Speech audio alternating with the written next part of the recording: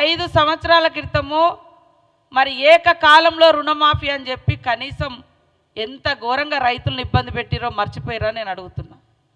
10 సంవత్సరాల క్రితం మొట్టమొదటి హామీగా దళితుడే ముఖ్యమంత్రి అని చెప్పిర్రు.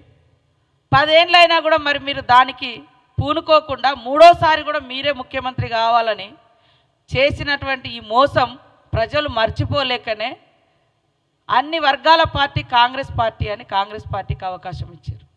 10 ఏళ్ళు దోచుకున్న దోపిడి దొంగలు మీరు అని ప్రజలు గ్రహించే మీరు 420 అని ప్రజలకు తెలుసు కాబట్టే 2004 నుంచి 14 వరకు ప్రజా సంక్షేమాన్ని గుర్తుపెట్టుకున్న ప్రజలు తెలంగాణ ఇచ్చినటువంటి కాంగ్రెస్ పార్టీకి అవకాశం ఇచ్చారు.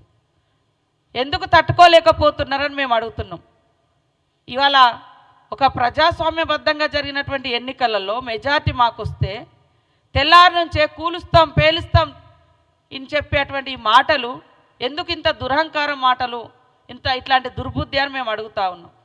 కాబట్టి 420 మీరు ఇచ్చినటువంటి హామీలు అమలు చేయకుండా 10 సంవత్సరాలు ఇష్టానుసారంగా గడీల పాలనను గల్లీ బిడ్డల మీద రుద్ది ఎంజాయ్ చేసింది మీరు.